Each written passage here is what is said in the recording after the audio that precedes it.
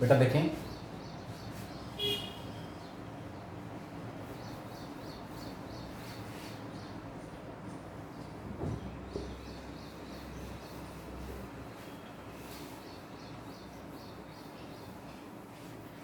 इस रिजल्ट की हेल्प से कोस square alpha plus cos square beta plus cos square gamma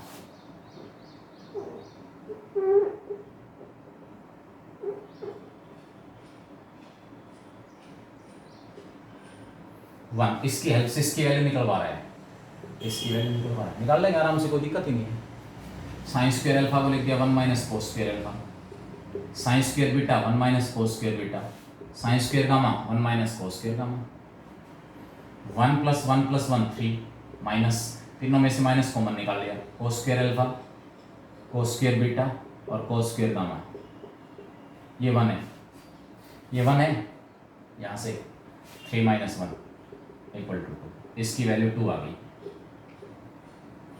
इसकी वैल्यू निकालनी है कोस 2 अल्फा, कोस 2 अल्फा की जगह लिख लिया 2 cos square alpha minus 1 formula, cos 2 beta 2 cos square beta minus 1, cos 2 gamma 2 cos square gamma minus 1, 2 2 और 2 तीनों में से 2 कॉमन निकाल लिया, कोस square alpha plus cos square beta plus cos square gamma, minus 1 minus 1 minus 1 minus 3, ये फिर 1 हो गया, 2 माइनस 3 ये माइनस 1 आ गया, इसकी वैल्यू माइनस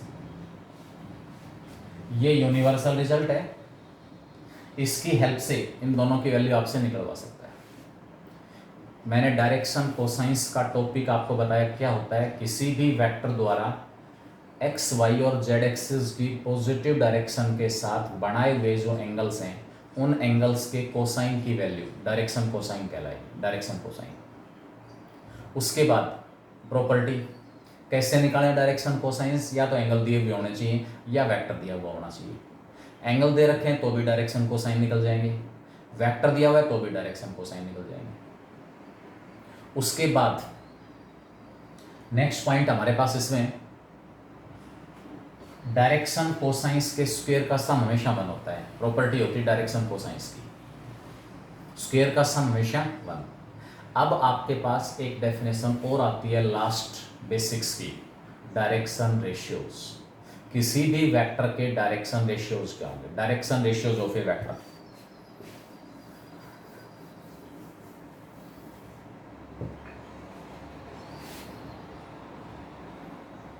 वेक्टर आर ले लिया मैंने, A I plus B J plus C के, मैं डिफाइन कर रहा हूं डायरेक्शन रेशियोज, बड़े काम की चीज है।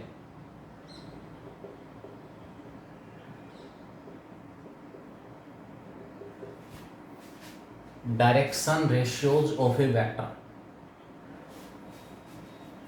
3 numbers which are proportional to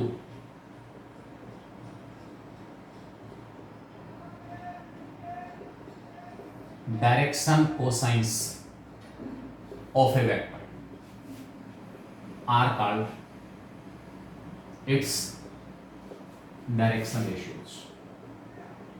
direction ratios के लिए डीआरएस और डायरेक्शन कोसाइंस के लिए डीसीएस। डायरेक्शन कोसाइंस और डायरेक्शन रेशियोज क्या है? डायरेक्शन रेशियोज की डेफिनेशन, कोई भी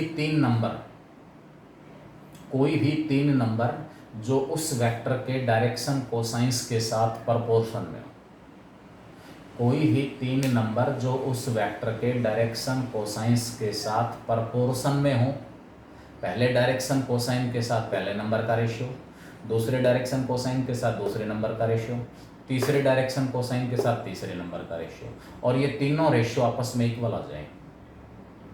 ये तीनों रेशियो आपस में इक्वल हों तो ऐसे 3 नंबर क्या कहलाएंगे? उस वेक्टर के डायरेक्शन रेशियोज कहलाएंगे।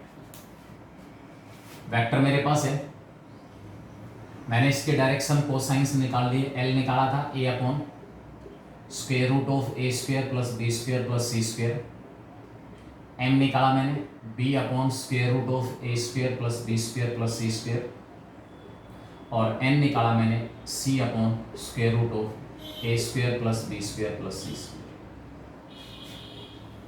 मुझे ऐसे 3 नंबर्स की तलाश है, L का रेशियो पहले नंबर के साथ, M का रेशियो दूसरे नंबर के साथ और N का रेशियो तीसरे नंबर के साथ, और वो तीनों रेशियो आपस में इक्वल आ जाए। आप देखो यहीं से इन्हीं तीनों की हेल्प से मैंने L/A निकाला। L/A, इस A से डिवाइड कर लिया, इस A को मैं नीचे ले आया, 1/√A² + B² + C² आ गया। M को B से डिवाइड कर दो और N को C से डिवाइड कर दो। अकॉर्डिंग टू डेफिनेशन ये तीनों के तीन ये आएगी। L/A की value 1/√A² + B² + C², M/B की value 1/√A² + B² + C², N/C की वैल्यू 1/√A² + B² + C²। इन तीनों रेशियोज की वैल्यू सेम है, each equal to 1/√A² + B² + C²। इसका मतलब मुझे 3 नंबर्स मिल गए, जो इस वेक्टर R के जो डायरेक्शन कोसाइंस हैं उनके साथ प्रोपोर्शन में है। ऐसे 3 नंबर्स जो दिए हुए वेक्टर के डायरेक्शन कोसाइंस के साथ प्रोपोर्शन में हैं, वो 3 नंबर डायरेक्शन रेशियोज कहलाएंगे। Therefore A, B and C are according to definition direction ratios of vector R। यानी कि उस वेक्टर में I, J और K के जो कोफिशिएंट हैं, I, J और K के जो कोफिशिएंट हैं वो इस वेक्टर R के डायरेक्शन रेशियो है। किसी भी वेक्टर में I, J और K के कोफिशिएंट उस वेक्टर के डायरेक्शन रेशियो, I, J और K के कोफिशिएंट्स को वेक्टर के मैग्नीट्यूड से डिवाइड करोगे, I, J और K के कोफिशिएंट्स को वेक्टर के मैग्नीट्यूड से डिवाइड करेंगे तो वो हमारे पास होगा डायरेक्शन कोसाइंस। डायरेक्शन रेशियोज, अगर मैं I, J और K के कोफिशिएंट्स जो हैं वो तो डायरेक्शन रेशियो हैं, और डायरेक्शन कोसाइंस I, J और K के कोफिशिएंट को वेक्टर के मैग्नीट्यूड से डिवाइड। मेरा अगला क्वेश्चन, क्या किसी वेक्टर के डायरेक्शन रेशियोज यूनिक होंगे? यानी कि इस वेक्टर के लिए जो मुझे 3 नंबर मिले A, B और C, क्या वो यूनिक है, या एक वेक्टर के डायरेक्शन रेशियो एक से ज़्यादा हो सकते हैं? मैंने L/A, M/B और N/C निकाला, तीनों इक्वल आ रहे हैं। अगर मैं आपसे ये पूछूं L/2A, M/2B और N/2C, क्या ये तीनों भी इक्वल होंगे? क्या ये तीनों भी इक्वल होंगे? इस L को 2A से डिवाइड करो, M को 2B से डिवाइड करो और N को 2C से डिवाइड करो, डेफिनेटली तीनों इक्वल आएंगी। प्रत्येक की value 1/2√A² + B² + C²। L/3A, M/3B, N/3C, it is equal to 1/3 times of √A² + B² + C²। भाई जो डेफिनेशन है उसके अकॉर्डिंग मुझे डेफिनेशन ही तो देखनी है। L, M और N 2A, 2B और 2C के साथ प्रोपोर्शन में है। L/2A, M/2B और N/2C, तीनों की वैल्यू सेम आ रही है तो प्रोपोर्शन में है, नहीं आ रही तो प्रोपोर्शन में नहीं है, सेम आ रही है वैल्यू। किसकी इक्वल है? 1/2 √A² + B² + C²। L/3A, M/3B और N/3C, ये तीनों रेशियो भी सेम है, 1/3 times of √A² + B² + C²। इसका मतलब क्या हुआ? According to definition, if A, B and C are direction ratios of a vector, then 2A, 2B and 2C are also direction ratios. 3A, 3B and 3C are also direction ratios, and so on and so on. 4A 4B 4C भी direction ratio है, 5A 5B 5C भी direction ratio है। इसका मतलब direction ratio unique नहीं होंगे। जो triplet उस वेक्टर के डायरेक्शन रेशियोज को रिप्रेजेंट कर रहा है, उस ट्रिपलेट के प्रत्येक कंपोनेंट को, प्रत्येक एलिमेंट को कॉमन कांस्टेंट से मल्टीप्लाई कर देना, कॉमन कांस्टेंट से डिवाइड कर देना, तो जो और 3 नंबर्स आएंगे, नया ट्रिपलेट आएगा, वो भी डायरेक्शन रेशियो होंगे। 1 -2 और 3 अगर डायरेक्शन रेशियो है तो 2 -4 और 6 भी डायरेक्शन रेशियो होंगे, 3 -6 और 9 भी डायरेक्शन रेशियो होंगे, -1 2 और -3 भी डायरेक्शन रेशियो होंगे, -2 4 और -6 भी डायरेक्शन रेशियो होंगे, एंड सो ऑन। यहाँ से यहाँ कैसे आए, सभी को 2 से मल्टीप्लाई किया, यहाँ से यहाँ कैसे आए, 3 से मल्टीप्लाई, यहाँ से यहाँ कैसे -1 से मल्टीप्लाई, यहाँ से यहाँ कैसे -2 से मल्टीप्लाई। कंक्लूजन क्या हुआ सारे का, कि जो डायरेक्शन रेशियोज हैं वो यूनिक नहीं होंगे। मतलब एल एम और एन के साथ अगर ए बी और सी प्रपोर्शन में है तो एल एम एन के साथ 2A 2B और 2C भी प्रपोर्शन में होगा, 3A 3B और 3C भी प्रपोर्शन में होगा। अकॉर्डिंगली ए बी और सी अगर डायरेक्शन रेशियो हैं तो 2A 2B 2C भी डायरेक्शन रेशियो होंगे, 3A 3B 3C भी डायरेक्शन रेशियो होंगे। और निष्कर्ष क्या निकला कि डायरेक्शन रेशियोज में से कॉमन कांस्टेंट कैंसिल कर सकते हो और कॉमन कांस्टेंट से मल्टीप्लाई कर सकते हो, डायरेक्शन रेशियोज ही रहेंगे वो वेक्टर के, लेकिन डायरेक्शन कोसाइंस यूनिक है।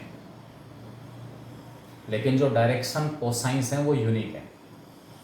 मेरा अगला क्वेश्चन, क्या किसी वेक्टर के डायरेक्शन कोसाइंस उसके डायरेक्शन रेशियो हो सकते हैं? क्या किसी वेक्टर के डायरेक्शन कोसाइंस ही उसके डायरेक्शन रेशियो हो सकते हैं?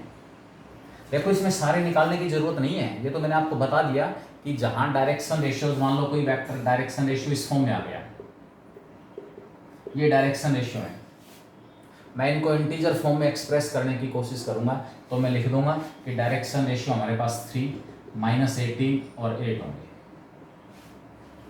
यहां से यहां कैसे आया, 6 से मल्टीप्लाई कर दिया सभी को, तीनों नंबर्स को 6 से मल्टीप्लाई कर दिया, और कॉमन नंबर से मल्टीप्लाई करेंगे, डायरेक्शन रेशियोज चेंज नहीं होंगे, यानी कि जो रिजल्टिंग नंबर्स आएंगे वो भी डायरेक्शन रेशियो होंगे।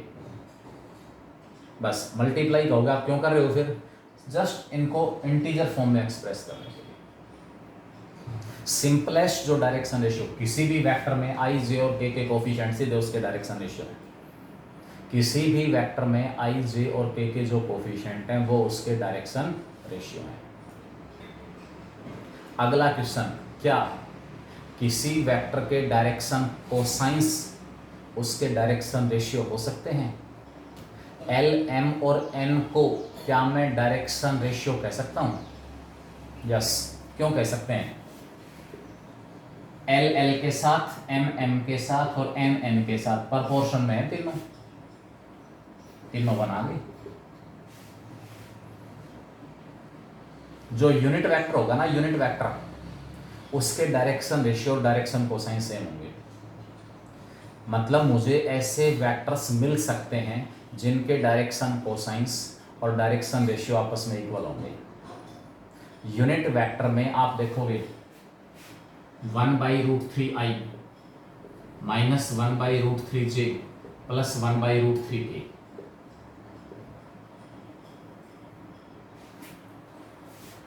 डायरेक्शन रेशियो 1/√3 माइनस 1/√3 और प्लस 1/√3। i j और k के जो कोफिशिएंट हैं वो हमारे पास डायरेक्शन रेशियो है, 1/√3 minus 1/√3 plus 1/√3। According to definition भी a b और c इसके डायरेक्शन रेशियो निकल के आए, और डायरेक्शन कोसाइंस i के कोफिशिएंट को वेक्टर के मैग्नीट्यूड से डिवाइड करोगे, वेक्टर का मैग्नीट्यूड 1 है, 1/√3 का स्क्वायर 1/3 माइनस 1/√3 का स्क्वायर 1/3, 1/√3 का square 1/3, 1/3 plus 1/3 plus 1/3 square root बना गया। ये वेक्टर यूनिट वेक्टर है। यूनिट वेक्टर में डायरेक्शन रेशियो और डायरेक्शन कोसाइंस सेम होंगे। डायरेक्शन कोसाइंस को हमेशा हम डायरेक्शन रेशियो कह सकते हैं, लेकिन डायरेक्शन रेशियोज हमेशा डायरेक्शन कोसाइंस नहीं होंगे, केवल एक केस को छोड़कर। अगर वो वेक्टर यूनिट वेक्टर है, यूनिट वेक्टर, तो यूनिट वेक्टर में तो डायरेक्शन रेशियोज को डायरेक्शन कोसाइंस कह सकते हो, डायरेक्शन कोसाइंस को डायरेक्शन रेशियोज कह सकते हो, लेकिन बाकी किसी भी केस में डायरेक्शन रेशियोज को डायरेक्शन कोसाइंस नहीं कह पाएंगे। It's all about your introduction part. ये इंट्रोडक्शन है, जो फर्स्ट एक्सरसाइज में जो जो कॉन्सेप्ट कवर हो रहे हैं वो सारे के सारे मैंने डिस्कस कर दिए। कुछ एक्स्ट्रा ही हो सकते हैं, बाकी कुछ नहीं बचा होगा। इनके बाद जस्ट आपके पास प्रोडक्ट ऑफ वेक्टर्स और बचेगा बस। स्केलर प्रोडक्ट क्या होता है, डॉट प्रोडक्ट, उसकी प्रॉपर्टीज क्या है। वेक्टर प्रोडक्ट क्या होगा, उसकी प्रॉपर्टीज क्या है। स्केलर ट्रिपल प्रोडक्ट क्या होता है, उसकी प्रॉपर्टीज क्या है। ज्योमेट्रिकल इंटरप्रिटेशन क्या है तीनों केसेस में। और वेक्टर ट्रिपल प्रोडक्ट क्या होगा, उसकी जो प्रॉपर्टीज हैं वो हमारे पास क्या हैं, वो सारा सब कुछ हम 1 बाय 1 इसमें डिस्कस करें। ठीक है, तो अब हम चलते हैं एक्सरसाइज में। जो आपके पास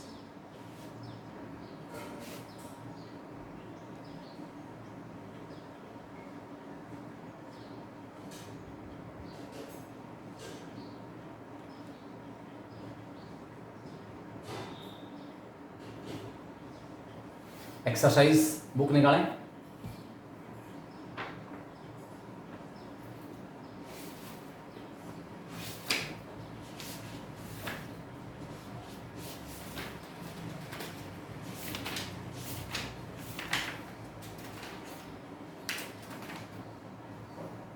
बेटा इसमें 48 तो एग्जाम्पल दिए हुए, मेरे पास जो बुक है 48 तो इसमें एग्जाम्पल हैं, और 40 के आसपास 37 क्वेश्चन दिए हुए हैं। ठीक है, जिस रेशियो में एक्सरसाइज कंप्लीट होती चले उसी रेशियो में एग्जाम्पल्स को भी कंप्लीट करते चलें। नोटेशन वाइज अलर्ट हो जाएं। फिजिक्स में क्या नोटेशन यूज किया था भूल जाओ उसको।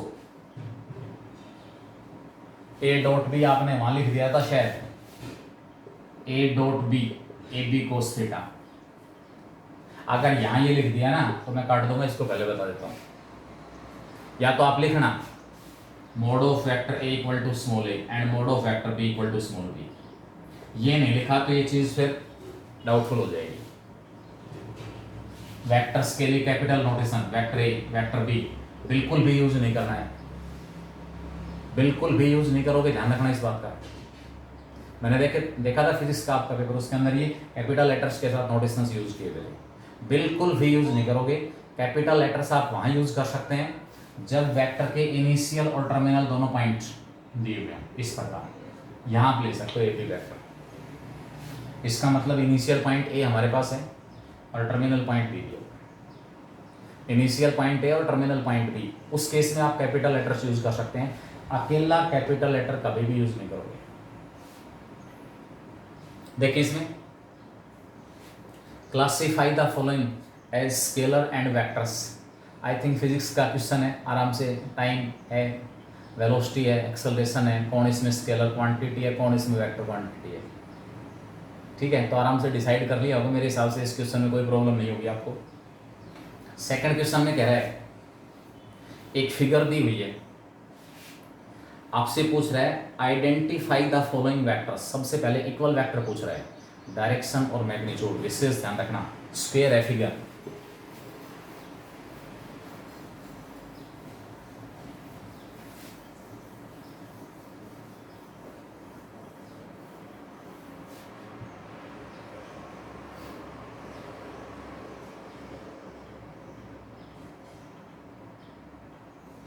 इसमें चारों साइड्स कुछ एक वेक्टर्स को रिप्रेजेंट कर रही हैं। ये इस डायरेक्शन में वेक्टर ए दिया हुआ है, this is vector B, this is vector C and last this is vector D.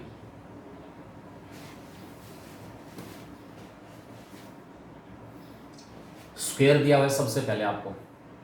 First part में पूछ रहा है इक्वल, जिनका मैग्नीट्यूड भी सेम हो, डायरेक्शन भी सेम हो, क्योंकि स्फीयर है इसलिए चारों साइड्स की लेंथ इक्वल है। इसका मतलब इन चारों वेक्टर्स का मैग्नीट्यूड तो सेम है। Magnitude of A, magnitude of B, magnitude of C और मैग्नीट्यूड ऑफ डी इक्वल है। As the given figure is a sphere, magnitude of A, magnitude of B, magnitude of C और magnitude of D equal है। लेकिन vector equal होने के लिए केवल magnitude equal होना कोई ज़रूरी नहीं है। अगर मैग्नीट्यूड इक्वल है, वेक्टर इक्वल होंगे कोई ज़रूरी नहीं है, लेकिन वेक्टर इक्वल है तो मैग्नीट्यूड इक्वल जरूर रहेगा। तो इक्वल कौन कौन हुआ? जिनका मैग्नीट्यूड भी सेम और डायरेक्शन भी सेम। बी और डी आपस में इक्वल है, ए और सी एक दूसरे के नेगेटिव हैं। ए की डायरेक्शन ये है, सी की डायरेक्शन अपोजिट है। ए और सी जो वेक्टर हैं इक्वल और अपोजिट, या मैं कहूँ एक दूसरे के नेगेटिव। तो फर्स्ट पार्ट का आंसर आया बी इक्वल टू डी। आपसे पूछ रहा है को इनिशियल जिनका इनिशियल पॉइंट सेम हो।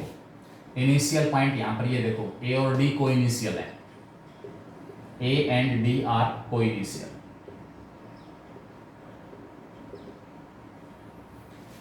नेक्स्ट पार्ट में कह रहा है कोलिनियर हो लेकिन इक्वल ना हो। कोलिनियर हो लेकिन इक्वल ना हो, ये दोनों कोलिनियर वेक्टर्स की डेफिनेशन थी, वेक्टर्स हैविंग सेम और पैरेलल सपोर्ट। तो सेम तो किसी की सपोर्ट नहीं है, जो चार वेक्टर हैं उन चारों में से किसी की सपोर्ट सेम नहीं है, यानी दो की सपोर्ट सेम नहीं है। हाँ, सपोर्ट पैरेलल जरूर है। अब हमसे पूछा है कि वो वेक्टर जो कोलिनियर है लेकिन इक्वल ना हो। बी और डी भी कोलिनियर है लेकिन कोलिनियर के साथ साथ इक्वल भी हैं। कोलिनियर चाहिए, इक्वल ना हो। A and C, A and C are collinear but not equal. Collinear है ए और सी लेकिन इक्वल नहीं है। ठीक है, तो ये आपके पास इसमें डेफिनेशन अगर अच्छी तरह क्लियर है तो कोई प्रॉब्लम है ही नहीं। State whether the following are true और फॉल्स। आपसे पूछ रहा है ए and minus A are collinear. Definitely collinear के लिए आपको केवल और केवल ये चेक करना है कि सपोर्ट या तो सेम या पैरेलल। ए और माइनस ए में क्या रिलेशन है? Magnitude same, direction just opposite. Support same भी हो सकती है, सपोर्ट जस्ट अपोजिट, इसके अंदर पैरेलल लाइंस भी हो सकती है। ए और माइनस ए डेफिनेटली हमें कैसे मिलेंगे? Collinear. Two collinear vectors are always equal in magnitude, कोई जरूरी नहीं है। ए और टू ए वेक्टर है और उसके बाद हमारे पास है टू ए,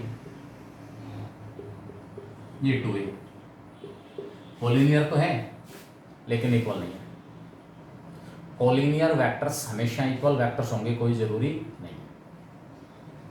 एक एग्जांपल देते ना साथ, बस ए और माइनस ए कोलिनियर है लेकिन इक्वल नहीं है, ए और टू ए कोलिनियर है लेकिन इक्वल नहीं है। कोई भी एक एग्जांपल दे दो। Two vectors having same magnitude are collinear. Two vectors having same magnitude are collinear, false. Two vectors having same magnitude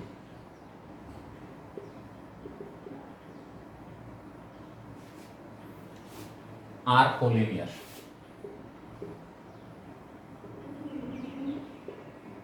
अब कुछ एक बच्चे तो हो सकता है जिनको नोटबुक कंप्लीट करनी है, question number 3 part 1 part 2 part 3 और लिख दिए सारे पार्ट 14 तक, और लास्ट में आंसर्स में से ट्रू और फॉल्स देख के उनके सामने लिख दिया ट्रू और फॉल्स। क्यों ट्रू है क्यों फॉल्स है वो नहीं पता।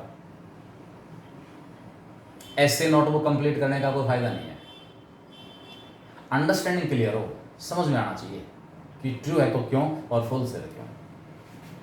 ये कह रहा है to vectors having same magnitude, ऐसे दो वेक्टर हैं जिनका मैग्नीट्यूड सेम है, आर कोलिनियर।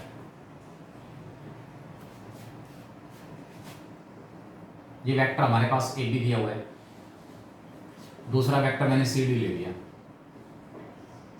जो लेंथ ए बी है वही लेंथ सी डी है, ये ए और ये बी। लेंथ ए बी और लेंथ सी डी इक्वल होने का मतलब है वेक्टर ए का मैग्नीट्यूड और वेक्टर बी का मैग्नीट्यूड तो इक्वल है।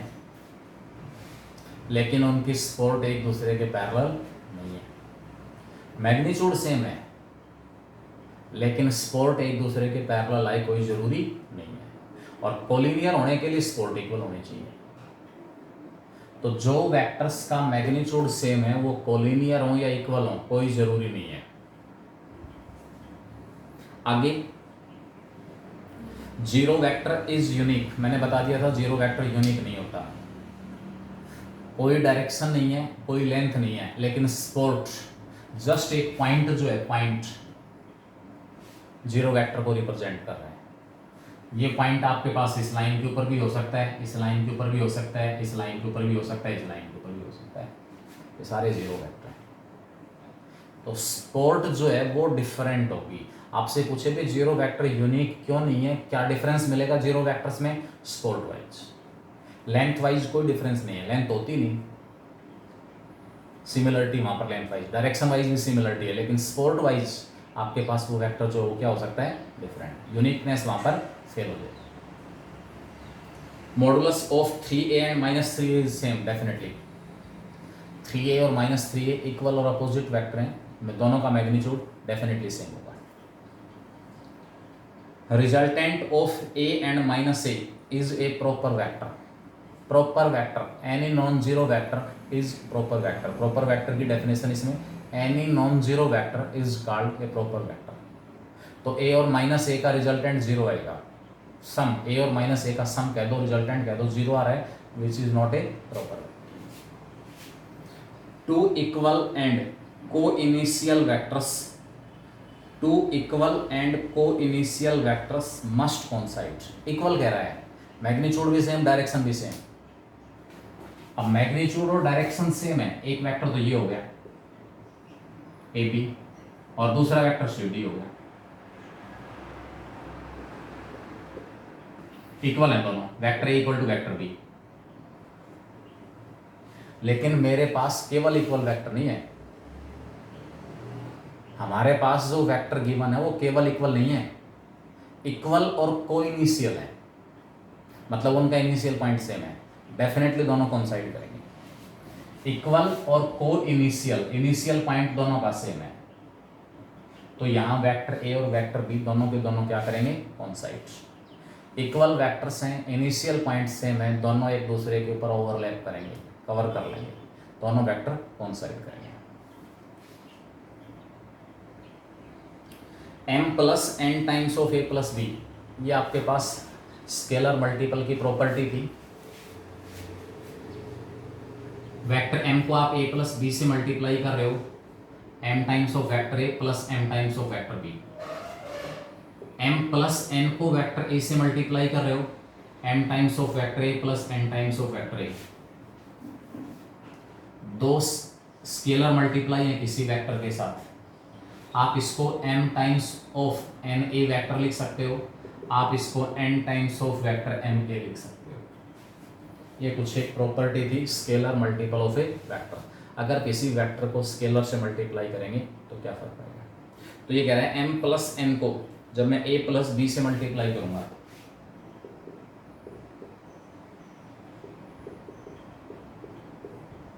डॉट प्रोडक्ट नहीं है, वेक्टर्स का प्रोडक्ट नहीं है, स्केलर मल्टीपल ऑफ वेक्टर है, m और n के ऊपर एरो मार्क नहीं है, इसका मतलब ये स्केलर है, ये वेक्टर है। इट इज इक्वल टू, या तो m टाइम्स ऑफ ये वाली प्रॉपर्टी लगा दो, जो स्केलर है सारे को मैंने m कह दिया, इसको पहले वेक्टर से m plus n times of vector A, m plus n times of vector B, इसको लिख दो, ये वाली प्रॉपर्टी लगा दो, m times of vector A plus n times of vector A, m times of vector B plus n times of vector B. Check कर लेना दोनों इक्वल है या नहीं, आगे पीछे मिल सकते हैं टर्म्स। वेक्टर्स का एडिशन कॉम्यूटेटिव होता है, वेक्टर्स का एडिशन कॉम्यूटेटिव होता है, उसकी वजह से टर्म आगे पीछे मिल सकती है, कोई प्रॉब्लम नहीं है। ऐसा इससे अगला है, mn को a प्लस बी से मल्टीप्लाई करें, फॉल्स हो जाएगा।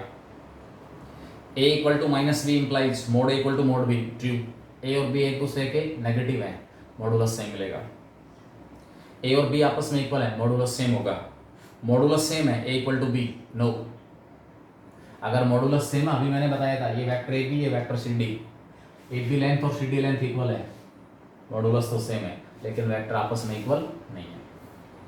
इसी प्रकार लास्ट में आपके पास इसमें दिया हुआ है O A plus A B plus B C equal to 0, then हमें प्रूव करना है points O and C coincide. क्या कह रहा है क्वेश्चन, एक स्टेटमेंट दी हुई है, एक स्टेटमेंट दी हुई है कि O A plus A B plus B C अगर जीरो वेक्टर के इक्वल हो, अगर जीरो वेक्टर के इक्वल हो तो ओ और सी कोइंसाइड करेंगे। ये हमारा क्वेश्चन है, हमें बताना है कि ये स्टेटमेंट जो है वो ट्रू है या फिर फॉल्स है।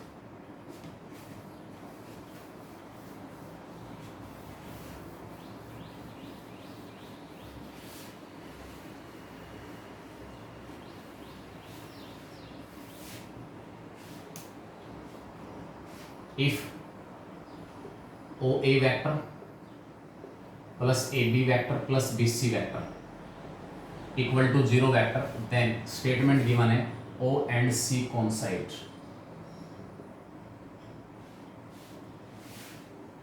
ओ और सी कोइंसाइड करने के लिए या ओ और सी कोइंसाइड करेंगे अगर ओ सी वेक्टर 0 आ जाए। मैंने 0 वेक्टर की डेफिनेशन दी थी, एक ऐसा डायरेक्टेड लाइन सेगमेंट जिसमें इनिशियल और टर्मिनल पॉइंट कोइंसाइड कर रहे हैं, 0 वेक्टर होगा। A directed line segment in which initial and terminal point coincide is called 0 vector। तो O और C कोइंसाइड करेंगे अगर OC वेक्टर 0 आ जाए। अब आपको ये देखना है कि क्या मैं लेफ्ट हैंड साइड को OC वेक्टर में रिड्यूस कर पाऊंगा। OC वेक्टर अगर 0 है तो मैं लिख दूंगा कि O और C कोइंसाइड करेंगे। ट्रायंगल लॉ ऑफ एडिशन की बात आ गई। एक वेक्टर का टर्मिनल पॉइंट दूसरे वेक्टर का इनिशियल पॉइंट अगर सेम है तो वो वेक्टर सेम ऑर्डर में है, सेम ऑर्डर में। तो ओ ए प्लस ए बी का जो सम है वो ओ बी वेक्टर आ गया और प्लस में B C equal to 0 vector given है। कारण हो गया triangle law of addition. Triangle law of addition, O B plus B C ऐसे वेक्टर, एक का टर्मिनल पॉइंट इक्वल टू दूसरे का initial point. Triangle law of addition, O B plus B C आ गया O C vector equal to 0 vector. अब दे ही रखे ओ सी वेक्टर 0 वेक्टर के इक्वल दे रखे है। अब ओ सी वेक्टर 0 वेक्टर के इक्वल, इसका मतलब क्या हुआ, ओ और सी क्या करेंगे, कोइंसाइड करेंगे। क्योंकि 0 वेक्टर कौन सा होता है जिसमें इनिशियल और टर्मिनल पॉइंट दोनों कोइंसाइड करें। बेटा मैंने फिर बता दिया है कि मकसद हमारा ये ना हो कि स्टेटमेंट लिखी और पीछे आंसर्स में से ट्रू और फॉल्स लिख दिया साइड में। ट्रू है तो क्यों ट्रू है और फॉल्स है तो क्यों फॉल्स है, उसका रीजन चाहिए साथ। Justify your answer. केवल ट्रू लिखने से फुल क्रेडिट नहीं मिलेगा, आपको जस्टिफाई करना पड़ेगा, चीज़ें बताना पड़ेगा कि ऐसा क्यों। A and B are collinear vector, then state whether the following statements are true or false। A equal to B equal to lambda A, मैं बता चुका हूँ पहले। पैरेलल और कोलिनियर वेक्टर्स के केस में एक वेक्टर दूसरे वेक्टर का सम स्केलर मल्टीपल होगा, जहाँ कहीं भी हम यूज करना चाहें यूज कर सकते हैं। A और B अगर कोलिनियर या पैरेलल वेक्टर हैं तो एक वेक्टर दूसरे वेक्टर का some scalar multiple. Like parallel हैं तो स्केलर पॉजिटिव, अनलाइक पैरेलल हैं तो स्केलर नेगेटिव। सेकंड में कह रहा है ए और बी कोलिनियर है, कोलिनियर तो आपसे पूछ रहा है A equal to plus minus B, ये तो कोई जरूरी नहीं है। कोलिनियर है ए और बी तो बी 2a के इक्वल भी हो सकता है, बी 5a के इक्वल भी हो सकता है, बी -3a भी हो सकता है। इसका मतलब ए इक्वल टू बी या ए इक्वल टू माइनस बी। इस स्टेटमेंट का मतलब ये है कि कोलिनियर जो वेक्टर्स हैं वो या तो सेम होंगे या इक्वल और अपोजिट होंगे, जबकि ऐसा कोई ज़रूरी नहीं है। मैंने बता दिया b इक्वल टू 2a है, b इक्वल टू 3a है, b इक्वल टू -5a है, ये सारे भी कोलिनियर हैं, ये सारे भी कोलिनियर हैं। लेकिन ना तो b a के इक्वल ना b a के नेगेटिव के equal. Respective components of a and b are proportional, हाँ ये कह सकते हो। Respective components of A and B are proportional. एक बात रह गई है इसमें छोटी सी,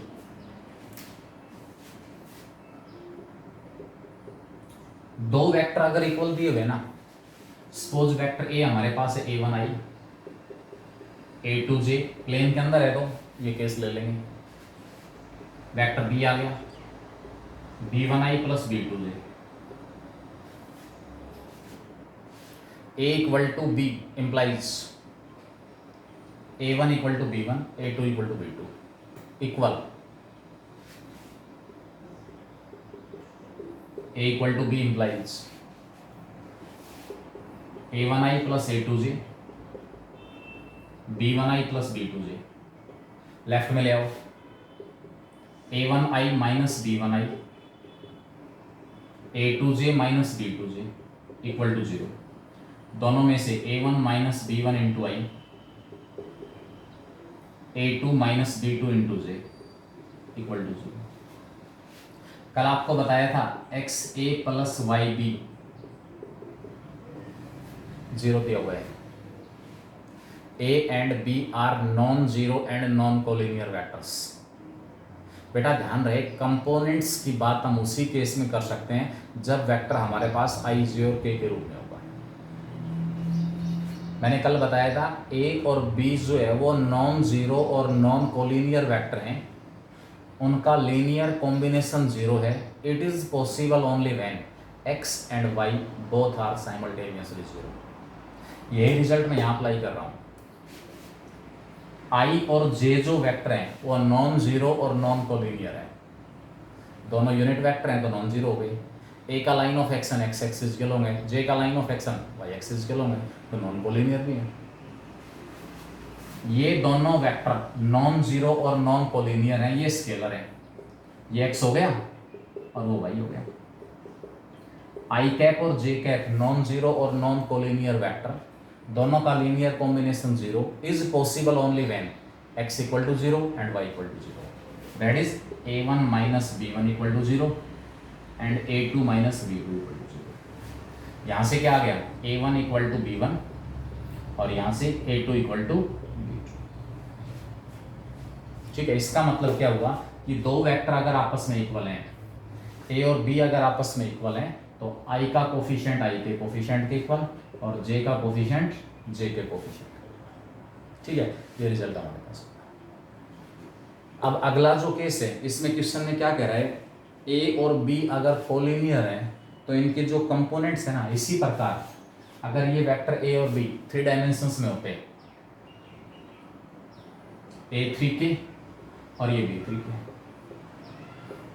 तो a equal to b implies हमारे पास क्या आया a1 equal to b1 a2 equal to b2 और लास्ट में केस क्या जाता a3 इक्वल टू b3।